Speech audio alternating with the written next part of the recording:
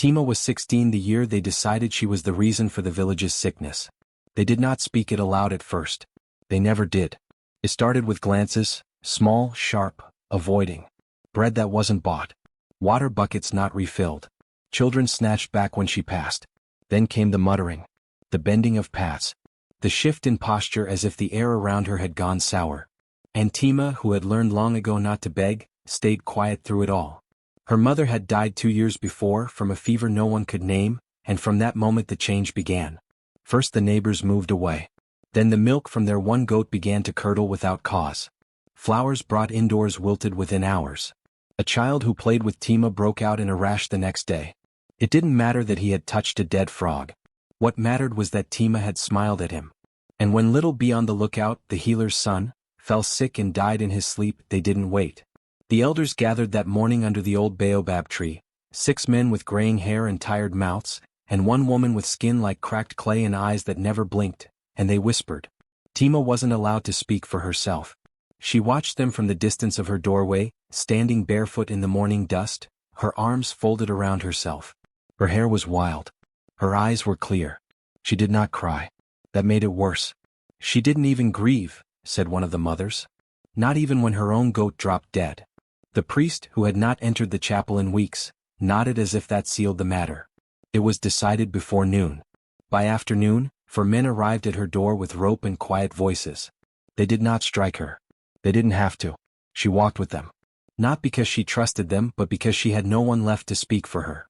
The path they took was one no child was allowed to follow. Behind the chief's house, the one that had stood empty since his family died during the cough season, there was a cage. Not a symbolic one. A real iron one. Built with bars blackened by time, set deep into the ground, ringed with weeds that never bloomed. They said it had once been used for mad dogs during the hunger years, when the village was overrun with foaming, star-eyed beasts. Tima had never seen it. But she had heard about it. They called it the Hollow. When they arrived, one of the men stepped forward and turned the rusted key. The lock groaned like an old man waking. The door clanged open and the smell hit her, not filth, not rot, but something old and dry and strange like burnt fur and wet stone. She hesitated only once. And then she saw the dog. It lay in the far corner of the cage, ribs sharp against its skin, fur falling in patches. It didn't lift its head. Its breathing was shallow, barely visible. Its eyes were closed, one ear twitching in response to the noise. Flies hovered near its belly, slow and lazy, as if even they had given up. Tima stepped inside. They closed the door behind her. The sound of the lock turning echoed louder than it should have. And just like that she was gone. They didn't say her name again. Inside the cage the light shifted oddly.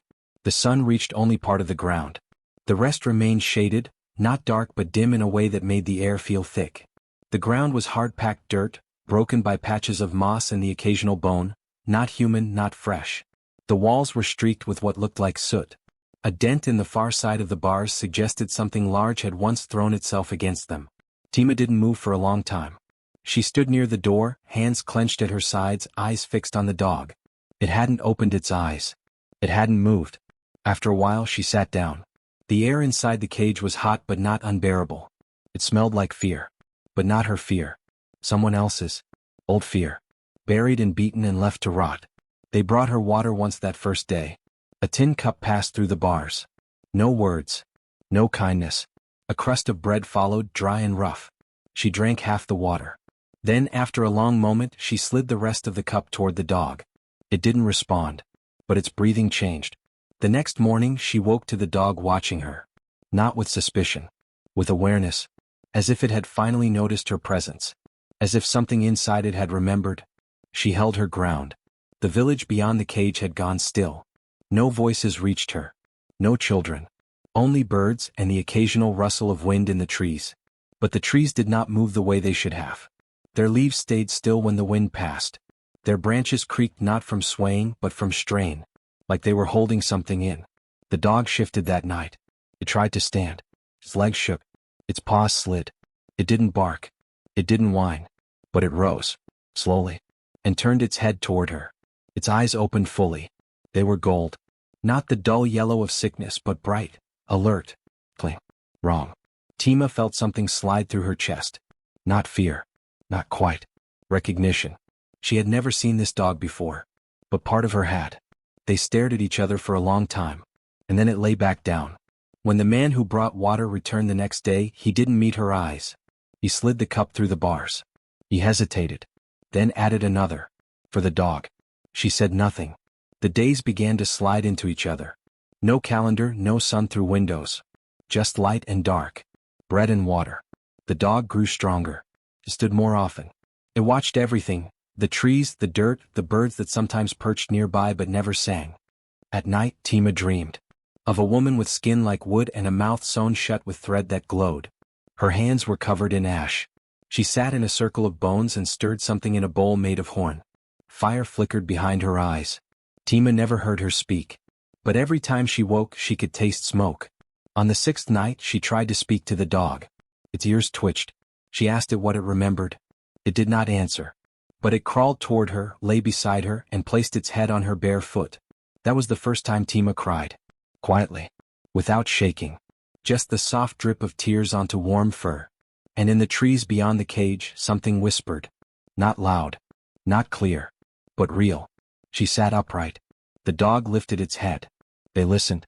The sound was like leaves rubbed together by hands that had forgotten how to pray. The man who had brought her water that day, the one with the crooked smile and nervous hands, was found the next morning lying behind the cage, his mouth open, eyes wide, skin cold. No wound. No blood. Just gone. Tima did not scream. The dog sat beside her, eyes bright. And the trees did not move.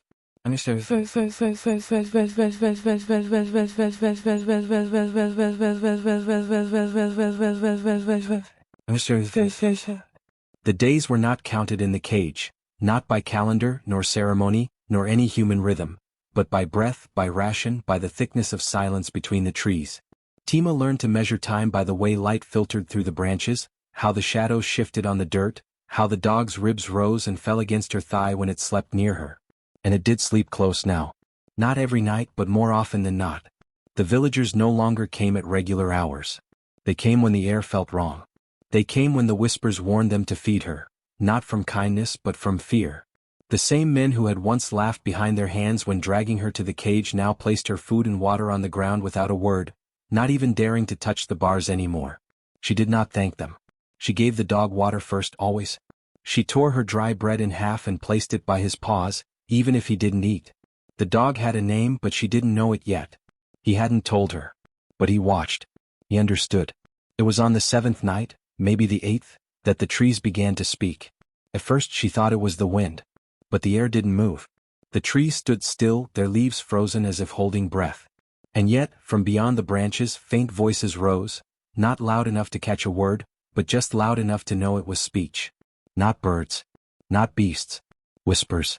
They slithered through the air like smoke through a keyhole, curling, curious, cold. Tima sat up sharply that night, waking from a shallow sleep with the dog pressed close to her back. His ears twitched. His eyes opened.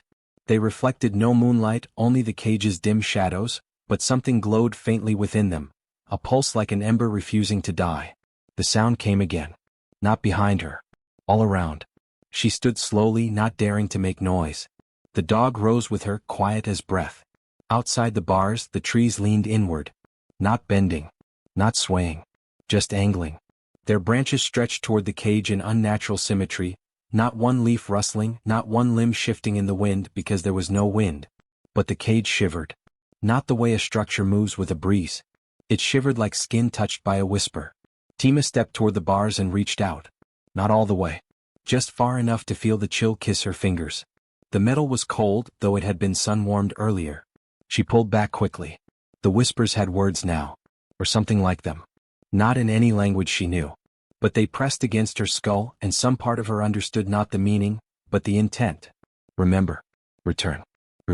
The dog growled. Not loud. Not a threat. Just a low sound of recognition. Something old was circling them. Not with teeth. With memory. Later, when sleep claimed her again, the dream returned. She stood in a place not the cage, not the forest, but somewhere beneath both. The walls were flesh and bark. The ceiling breathed. In front of her sat the woman again.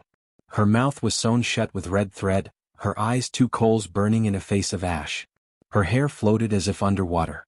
Her hands held fire, not as a torch but as part of her. Flames danced from her fingers as if they were bones. Tima tried to speak. Her mouth opened. No sound came. The woman tilted her head. She reached out, slowly with the care of something ancient. She pressed a thumb to Tima's chest. And Tima woke with the heat still in her skin. Her hands burned without mark. Her heart pounded without fear. The dog was already awake, staring at her with eyes that now glowed plainly in the dark. She whispered to him. I saw her again. The dog blinked once. Something moved outside the cage. Fast. Silent. A shape too large to be a man, too slow to be a bird. She and the dog turned their heads at the same moment, but nothing was there. The whispers had stopped. But something had been listening. In the village, people began to murmur. They said they heard howling. Not barking. Not whining. Long, low howling like wolves at the edge of thought. But the dog in the cage made no sound. Not one howl passed his lips. Still the sound continued. The children cried at night. The elders refused to go near the edge of the wood. They said the cage had awakened. That the thing locked inside wasn't the girl. It wasn't even the dog. It was what waited beneath. And only Tima could feel it now, the vibration in the ground like something pacing just beneath the surface. It hummed during the quietest hours when even the insects stopped chirping. It filled her teeth, her bones, her breath. It reminded her of the hum in the air before thunder, only without the promise of rain. Sometimes when she dozed off in the late afternoons, the earth around her hands felt warm. She touched the ground and felt a pulse, not a heartbeat but a rhythm. The dog began to pace. He no longer slept all night. He would walk the edge of the cage in slow, tight circles, sometimes stopping to dig shallowly in the corner where his body had once collapsed.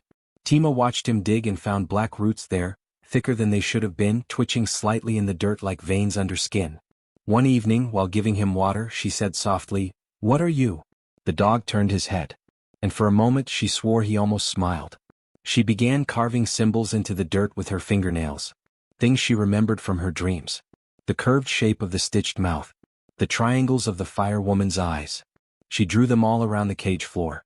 The dog did not stop her. He walked each one. Stepped gently around them. Sniffed once. Then sat. When she looked up again, the trees were closer. She was certain of it.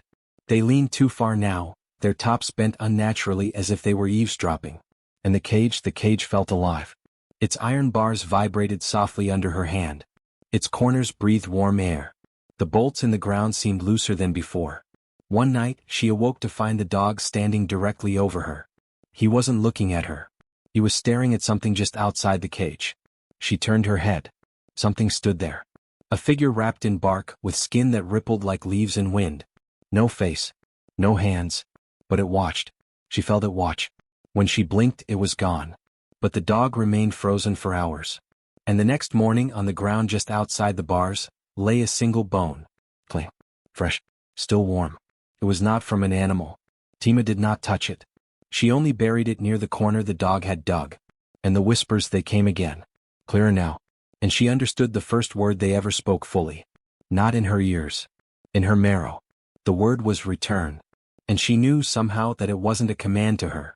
The third night after the whispers began was colder than the nights before. Tima could feel the air shift before the sun even disappeared. The sky lost its color too early, as though dusk was in a hurry to shut the world down.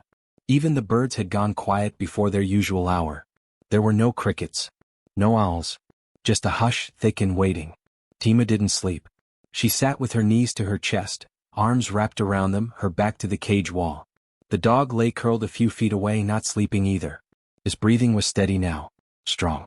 It no longer wheezed or trembled. It hadn't touched the bread that day, but it drank all the water she gave it, and its eyes never once left the treeline. That night the whispers didn't come. But something else did. It started with footsteps. At first she thought she imagined them, light and irregular, not marching but stumbling. They came from the far side of the trees, the direction of the main path that led to the village. Tima rose to her feet slowly, careful not to make a sound. The dog lifted its head. The cage bars threw long shadows across the clearing as the moonlight shifted. Tima moved closer to the front, hands on the cold iron. She narrowed her eyes. A figure came into view. One of the guards. Dimo. She recognized his limp first, the one he earned from a fall off the mill ladder 2 harvests ago. He had mocked her loudly the day she was locked in the cage. Thrown stones that bounced off the bars and called her the rotten breath. She remembered his laugh, shrill, forced, afraid. But now he wasn't laughing. His head turned from side to side like he didn't know where he was. His arms hung awkwardly at his sides, not swinging but stiff, fingers twitching at odd angles. He walked like his knees didn't bend right, like his bones no longer belonged to his skin. "Dimo?" Tima said before she could stop herself. He didn't answer. Didn't blink. Didn't turn. He kept walking not toward the cage but around it, slow, dragging his feet in the dirt. The dog stood. Its posture changed, alert but not afraid. Tima's heart began to pound, but not from panic. From warning. Dimo circled halfway around the cage, then stopped. He stood still for a long time. And then, without a sound, he collapsed backward. Not forward. Not sideways. Straight back as if pushed by something from the front, though nothing had touched him. His body hit the dirt hard. Tima flinched. The dog growled low. Nothing else moved. The forest was silent. She pressed her face to the bars, trying to see him through the dim light. Dimo lay twisted on the ground, arms bent at unnatural angles, his head tilted too far back. His mouth hung open, and even from that distance she saw his eyes. What? Frozen. Staring at nothing. It was an hour before anyone came. She didn't call for help. She knew no one would come for her. But something must have alerted them, perhaps the stillness or the change in air, or perhaps some unseen pull that drew people to where death had settled. Voices rose from the trees. Torches flickered. A group of 5 emerged, led by the healer, old Dina, with her shawl wrapped tight and her walking staff held like a weapon. 2 younger men followed, holding blades. Behind them, a woman carried a lantern, and the priest stumbled at the rear, muttering to himself. They found Dimo. And they stopped. No one touched him. No one moved closer. Dina bent over slightly, not enough to inspect, just enough to feel. Then she straightened and looked at the cage. At Tima. Tima met her gaze. She did not speak. She did not cry. She simply looked. They turned and left. Not even the priest performed the rites. They returned at sunrise with shovels. The body was removed. Tima wasn't sure how. She was dozing when they finally did it, but when she woke, Dimo was gone. In his place, a black scorch marked the dirt, shaped vaguely like a man. The dog sniffed it once, then walked back to its corner and sat. That day the whispers returned. But they came from the villagers, not the trees. Tima heard them faintly through the cage bars. Words carried by morning wind. Did she do it? She cursed him. No blood. No wound. Only silence. She's waking it up. It's in her now. She was born in a bad hour. She never should have been allowed to stay. She was always wrong. That evening no one brought water. No one brought bread. Tima didn't ask. She tore a strip of cloth from her tunic and soaked it in the dog's half-finished water. She drank slowly. Gave him the last of it. He licked her fingers. The next morning the elders met again. She could see their shapes beyond the trees, not clearly but enough to count them. They didn't come near. They stood at the edge of the clearing and stared. They didn't speak loud enough for her to hear. But the trees listened. And so did the cage. Tima felt something in the bars now, a heat that hadn't been there before. A gentle hum that matched the rhythm of the dog's breathing. The air inside the cage grew heavier, not unbearable but filled with something old. The dog stood more often now. Paced. It watched. Its fur began to thicken. Its ribs became less pronounced. It no longer trembled. It hadn't barked once. But when a bird landed on the cage that evening, just a small yellow thing with a crooked wing, the dog lifted its head.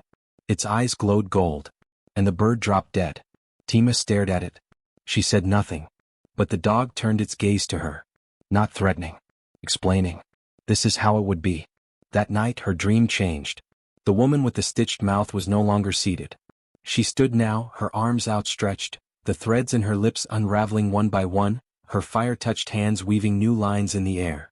Behind her, shadows moved, tall, slow shapes that shifted without steps. One of them had Dimo's limp.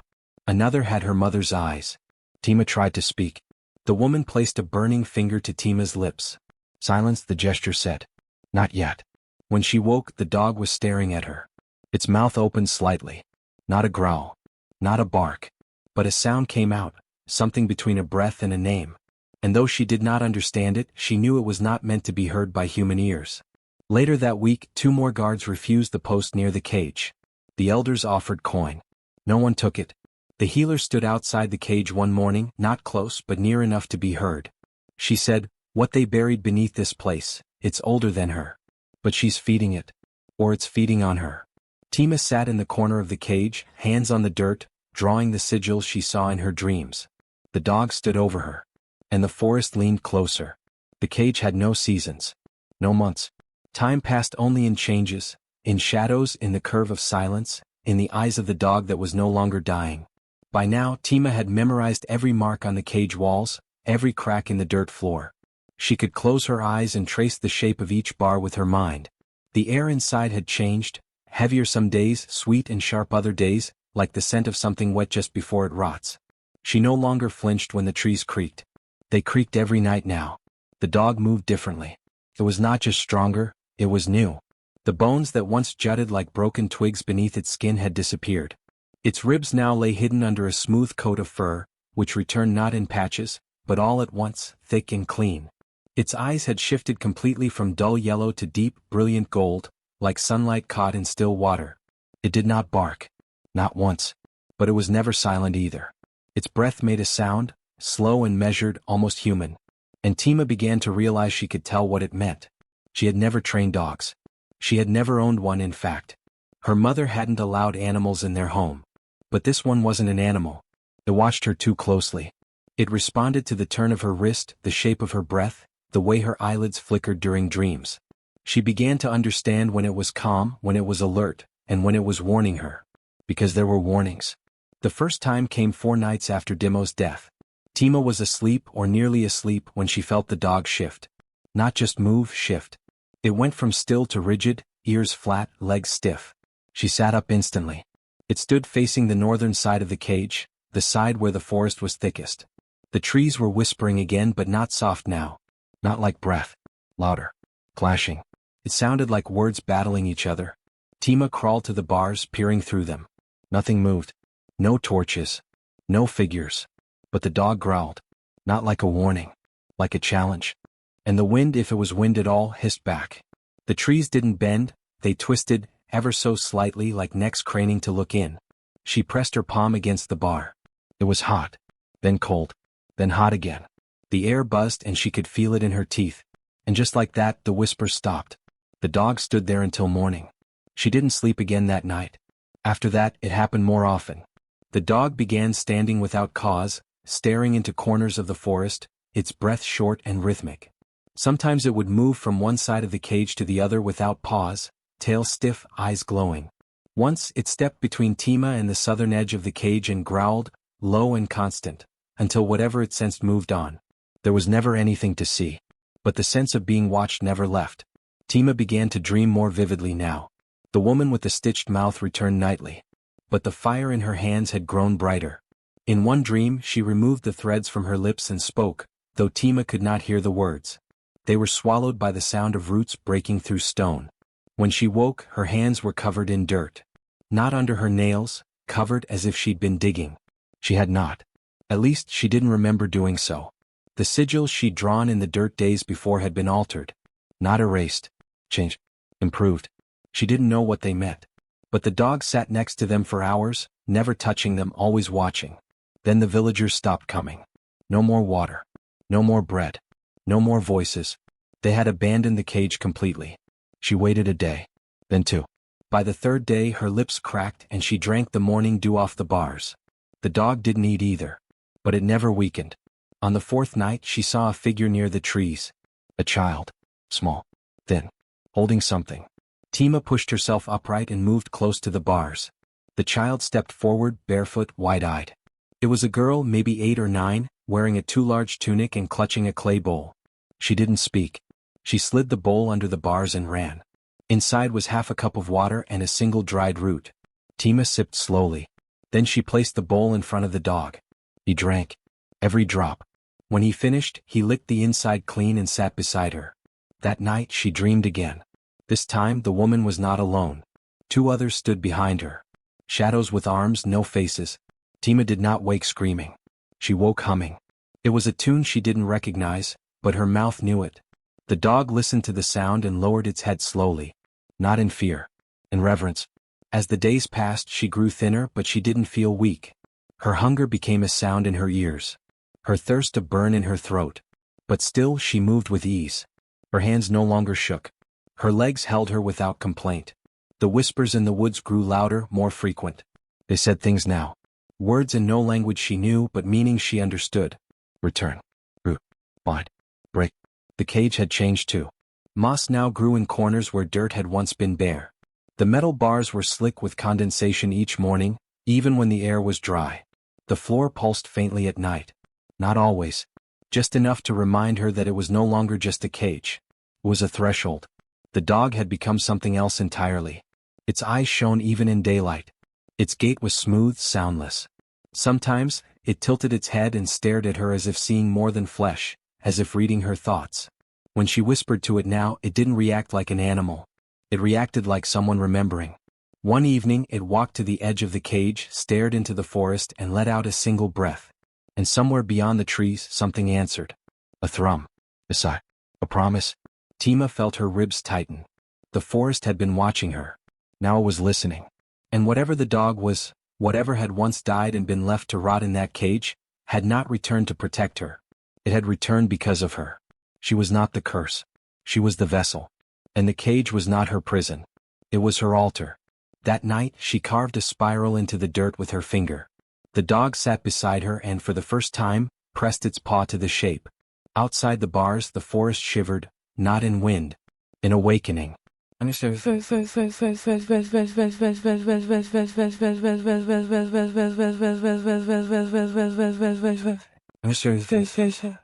The death came in the form of silence.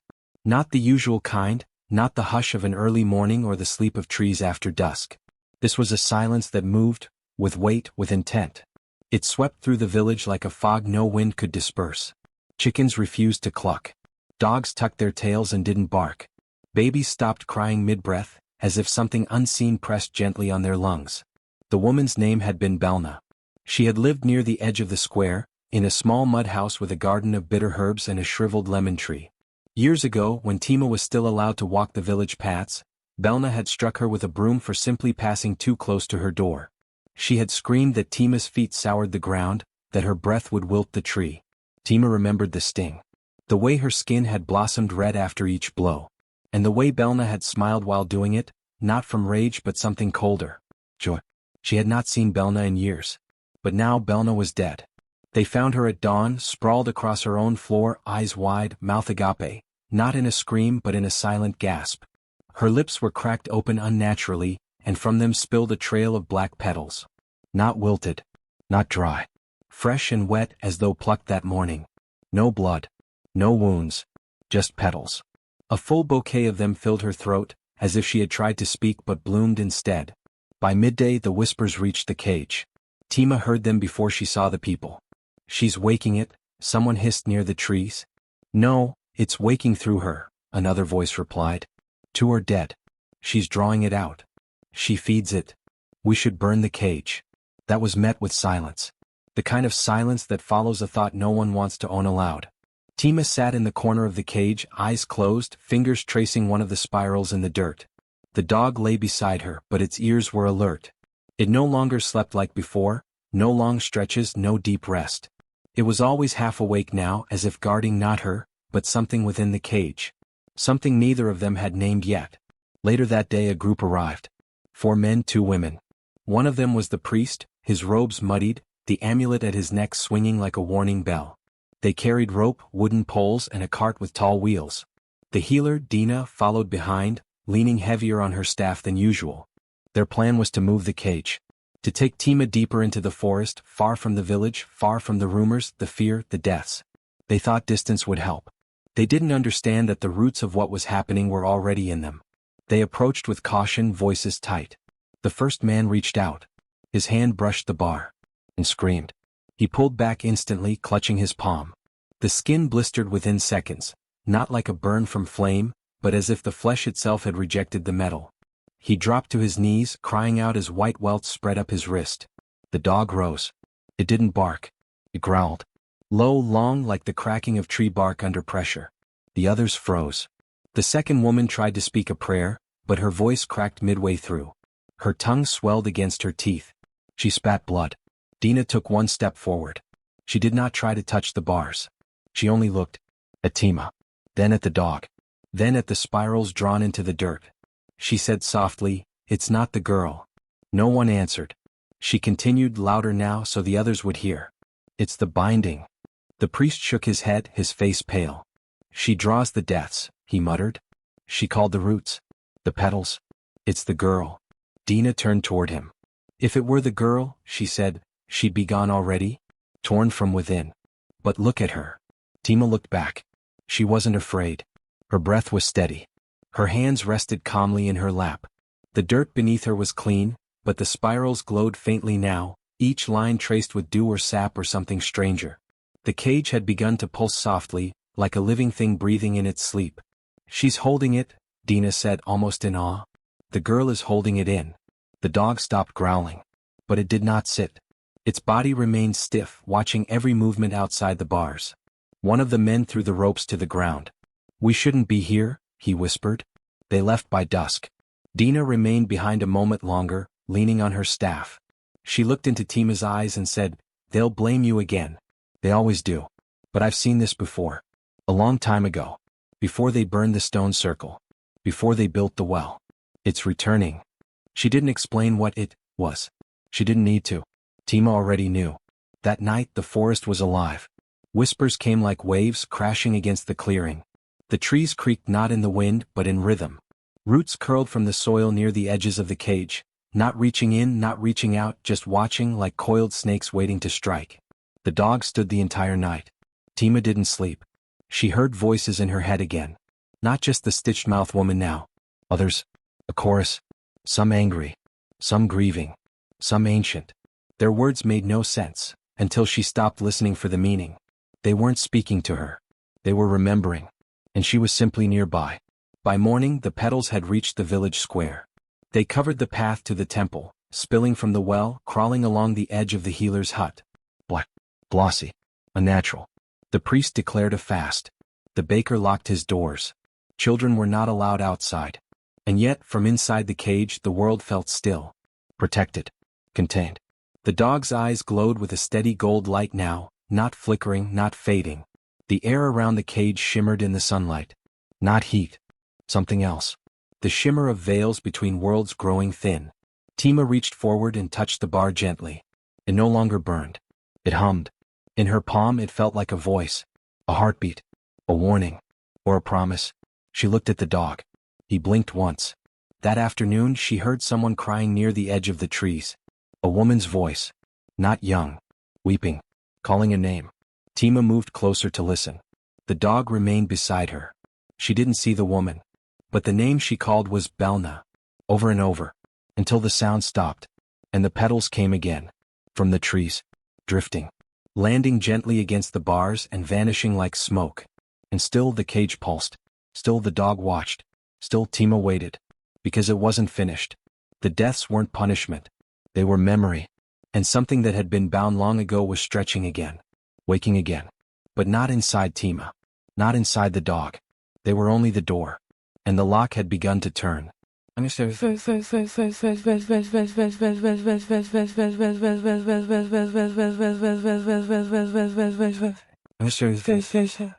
The first time Tima scraped her fingernails into the dirt floor, she wasn't searching.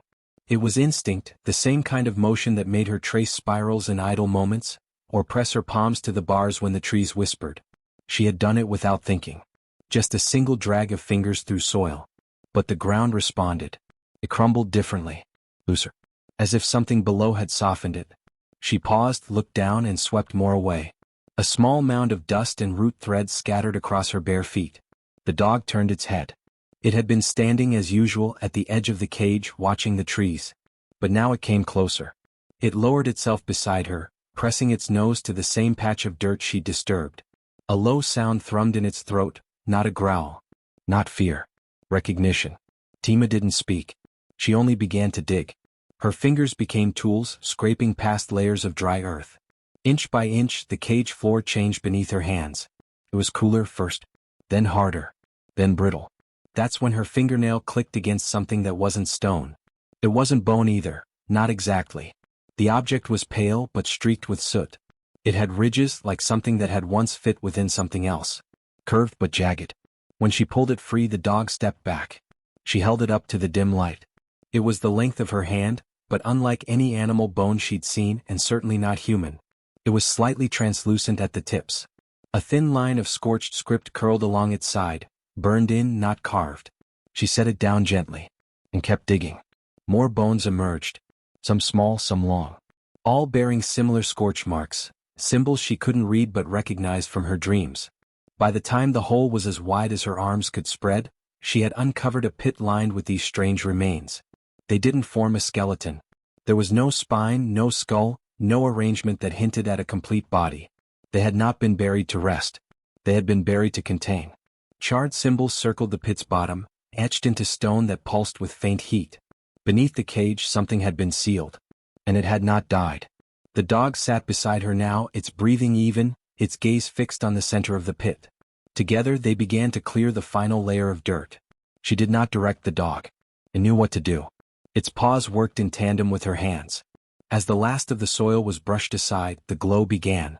Not bright, not sharp, but steady, a pale red light that shimmered around the bones and symbols like embers buried in ash. The heat was not from fire. Came from language, from meaning. The marks beneath them hummed in her ears, vibrating the base of her skull, the roots of her teeth. And that night the dreams returned. The stitched-mouthed woman stood taller now, no longer hunched by fire. Her hands no longer burned. Instead they bled light. Threads unraveled from her lips with every motion. She tried to speak but the sound never came. Her face strained with effort, her eyes filled with pleading. Behind her, shadows circled, the faceless watchers from before, but now they chanted. The same chant Tima heard in her bones when she touched the charred symbols. She woke with the taste of ash in her mouth. The pit still glowed. And the dog still sat watching it, unmoving. The next morning she spoke. Not words. Not thoughts. But sounds. Whispers, low and trembling, repeating the curved patterns she'd uncovered. Her lips moved without guidance. She spoke the shape of the symbols, not their names. Her breath followed their rhythm. The dog turned to her, blinked slowly, then stood. It walked to the edge of the pit and lay down, its chin on the stone, eyes closed. Tima continued. Each night, she added a new word to her whispering. Sometimes in dreams. Sometimes when awake. Each time she did, the glow intensified. The pit's pulse grew faster, deeper. She could hear it even when she stepped away, even when she stood at the far edge of the cage. It became the heartbeat of her world. The villagers didn't come near anymore. Not since the petals spread to the eastern well. Not since the sky above the cage began to shimmer at dusk. But still, some watched from the trees. She saw them, faces half hidden behind bark, voices swallowed by wind. They didn't speak her name anymore. They didn't curse or accuse. They simply watched. And waited. Because something in them knew what she now knew. This wasn't about a curse. Or guilt. Or the dog. It was about a door. A lock buried in soil. A warning written in bones. And a girl who had been caged not to be punished, but to be placed. A girl who was the key. The fire under the cage wasn't fire. It was memory. And it was burning awake.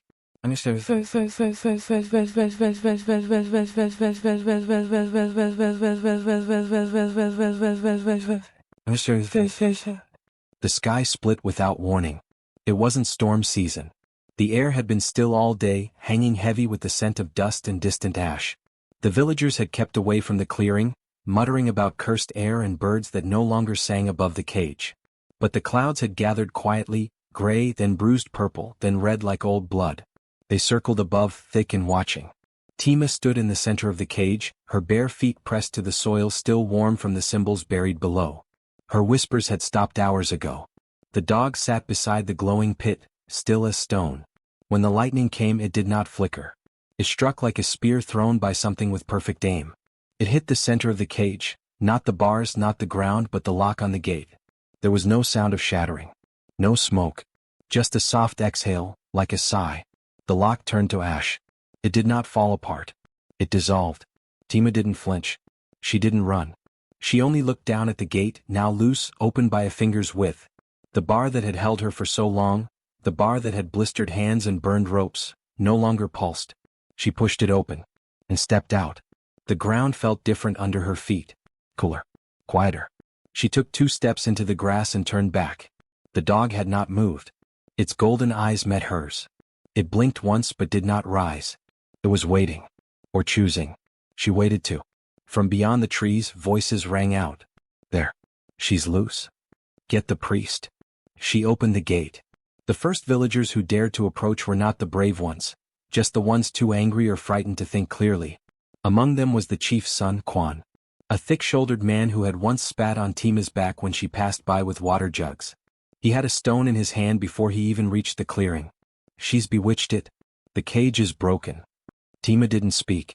She didn't lift her arms. She simply stood, the air curling slightly around her ankles. Quan hurled the stone. It flew fast, a perfect throw.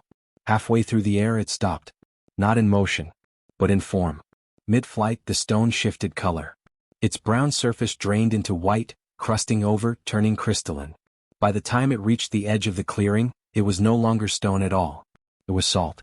The chunk of it hit the ground and shattered. The villagers gasped. Quan stepped back. And then the dog moved. It walked through the cage gate slowly, deliberately. Its fur shimmered slightly now as if dusted with metal. When it reached the place where Tima stood, it paused, and placed its paw on the earth outside the cage. Where it touched, the grass changed. It did not die. It transformed. From green to silver, not like metal but like moonlight held in strands of leaf. A streak of silver spread out from the paw print, curling like veins in all directions. The villagers screamed. Some ran. Others dropped to their knees. The priest was among them, holding a broken charm. Tima stepped forward again. The dog followed. No words were spoken. None needed. Because what had been bound was now free. And what had been watching from beneath the cage, through bones, fire, whispers and dreams, now breathed again through her. Not as a curse, but as a reckoning. And the land would never forget the weight of her first footfall beyond the bars. The forest received her like an old friend. No branches struck her face. No thorns tore her skin. The silver path formed beneath her feet as she walked, the dog silent beside her, its steps brushing no leaves, disturbing no root. The further she went, the quieter the world became, not the quiet of fear but of something listening. She didn't know how she found the old woman. She didn't need to. The dog stopped first. Its ears twitched once. Then it lowered itself to the ground, head bowed. Just ahead, beyond a cluster of crooked trees, a shape sat among roots wrapped in red cloth and moss. A woman, ancient and still, sat on a stone. Her skin was the color of bark. Her eyes, clouded and gray, stared at nothing. But Tima knew her. It was the woman from her dreams. The one with the stitched mouth. But here her lips bore no threads. They were dry, cracked, unmoving. Her breath came slow and shallow but steady. One hand rested on her knee. The other clutched a stick, blunt at one end and sharpened at the other. She did not speak. But when Tima knelt before her, the woman turned her face toward her, nodded once and began to draw in the dirt. Her hand was steady despite her age. Lines took shape, long curves, spirals, symbols Tima recognized from the cage floor. Then she drew a square. Then another inside it. Then another. A pattern of boxes. A cage within a cage within a cage. Next she drew a figure. It was human-shaped. Small. Trapped in the center. Around it she drew mouths. Dozens. Open. Sure. Hungry. Then a single word in the symbols Tima had learned by whisper. Feed. The woman tapped it once. Then she erased the human figure, drew another, this one with a dog beside it. She placed it just outside the innermost cage. She circled it with her finger, then tapped her own chest. The meaning was clear. Long ago the village had sealed away something ancient. Not a spirit. Not a god. But a force. It didn't live as people did. It didn't think as animals did. It fed, not on flesh or fire but on cruelty. It thrived on pain delivered unjustly, on punishment masked as righteousness, on silence forced upon the innocent. So the people long ago had made a cage. They thought they could contain it, control it, use it. The dog had been placed as a guardian, an eternal tether. It was not a dog, not truly, but something older, shaped like loyalty, born from protection. It had watched over the seal, kept the binding from unraveling. But time makes people forget. Stories become warnings. Warnings become whispers. Whispers become superstition. And soon, the village remembered only that the cage was where curses went. That those who were different, too quiet, too loud, too strange, belonged in the bars. And each time they locked someone in, the force fed. It grew. Remembered. Until the cage was no longer a seal. It was an altar. The old woman placed her hand over Tima's heart. Then she touched the dog's forehead. Then the ground.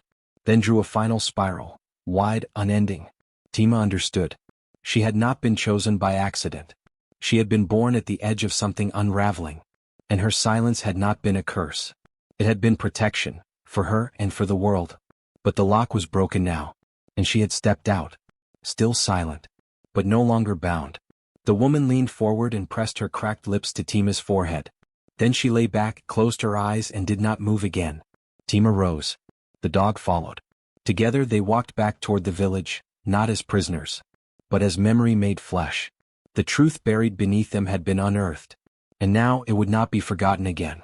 They came just after sunset, when the sky was soft and bruised and the first winds carried the scent of smoke. There was no warning, only the crunch of many feet on dry ground, the crackle of flames too eager in their bundles, and the sharp panic in whispered prayers. From the tree-line, the villagers emerged in clusters, each holding a torch or a pitchfork, some dragging ropes behind them like they expected to bind something that had already slipped the world's grip. The priest was at the front. His robes were smeared with ash, and his eyes had not blinked since morning. Beside him, the chief's new advisor muttered spells too old for his tongue. "They mean to burn the cage," Tima whispered, standing at the edge of the clearing. She looked down at the dog beside her, though it could hardly be called a dog now. It had grown in silence, over nights and storms, over the steady turning of her whispers into something stronger. Now its back reached her shoulder, and its fur shimmered like armor in the moonlight. Its eyes were pure gold, lit from within, no longer the glow of a beast but of something watching, ancient and unblinking. The villagers had come afraid, but also angry. They needed something to destroy, something to blame. As if fire could undo what had already awakened. "They think it's still inside," Tima said softly, not to the dog but to the wind. She stepped forward. The dog did not move at first. Then it followed. As they reached the heart of the clearing, the first villager saw them and stopped. More followed. A hush fell, unnatural. Even the torches, eager just moments ago, dimmed as if sensing reluctance in the hands that held them. But the priest stepped forward. "She's not bound anymore," he shouted. "She broke the lock. She walks free and the curse walks with her." "The seal is open," another cried. "The creature follows her now. We must burn it, burn all of it." One man threw his torch. It hit the ground near the base of the cage and flared up, until the flame shifted color. Not red, but green, then blue. Then it turned inward, curling into itself, and vanished with a soft hiss like a breath drawn sharply through teeth. That's when the dog stepped in front of Tima. It did not bark. It did not growl. It only stared. Its gaze swept across the crowd like a blade too fine to feel until it cuts. Its size was no longer what they remembered. Its teeth no longer belonged to any beast they had seen. The air around it shimmered. Each paw left prints of silver grass, and each blink pulsed through the ground beneath them. Tima raised her hands. She didn't shout. She didn't command. She spoke, but not in the language they knew. It sounded like rustling leaves, like roots growing through old wood, like bones remembering the shape they once held. Some villagers covered their ears. One woman screamed and dropped her torch. It did not fall, it floated gently to the ground and dissolved into dust. The priest tried to raise his charm again, but it cracked down the middle. Tima stepped closer. The dog followed, now flanking her like a living shadow carved from starlight and fire. The sky above began to bleed. A deep crimson spread from the clouds, curling like ink in water. It was not rain.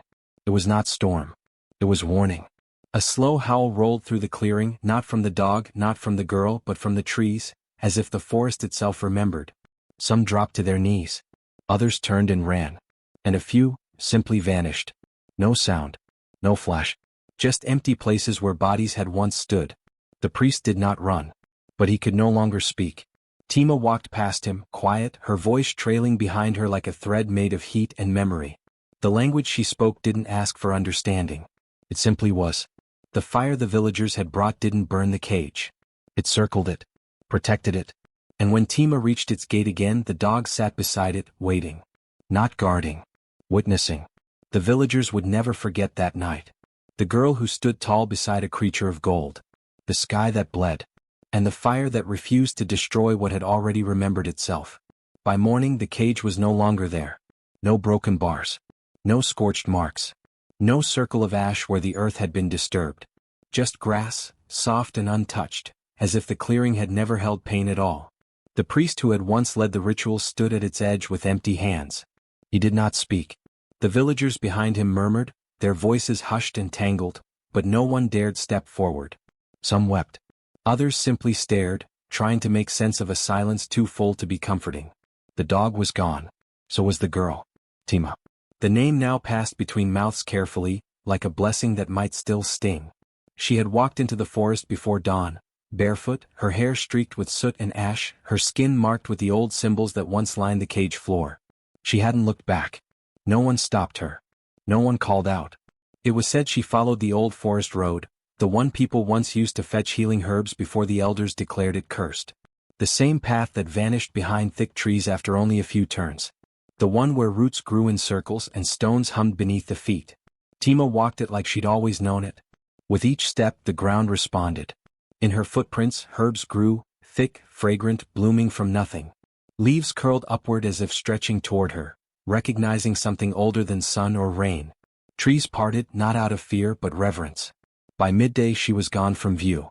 And still the stories began. Children said they saw her at the edge of the woods when no one else was watching. Just a glimpse, a shadow, a girl with hair like wind-blown ash and eyes like river stone. They swore she smiled at them. That her voice hummed like water over roots. Fishermen claimed that birds returned to trees near the forest again. Not just one or two but dozens singing at dawn. The fields closest to where the cage had once stood became strangely fertile. Crops grew without planting. Vines bore fruit in weeks. Sick animals, goats with twisted legs, a blind hound, a falcon that hadn't flown in a year, disappeared into the woods. And came back whole. One woman swore her fevered child vanished one night, and was found the next morning asleep beneath the village fig tree, cradling a flower that only bloomed in winter. He never coughed again. When people tried to enter the forest they found the road confusing. It twisted differently each time. Sometimes it looped back. Sometimes it stretched miles. Sometimes it disappeared. But children never seemed lost when they entered. They always returned. And they always brought stories. They spoke of a great dog with golden eyes, taller than a man, who watched the trees. They spoke of a girl with ash in her hair who touched plants and made them bloom. They said she never spoke loud, but when she did, even the wind paused to listen. No one locked anyone in the village anymore. There were no more cages. Not since the night of fire. Not since the dog chose the girl. When disputes happened, and they still did, the villagers gathered at the old tree line. There they laid their worries in woven baskets. A token, a letter, a piece of thread from a child's shirt.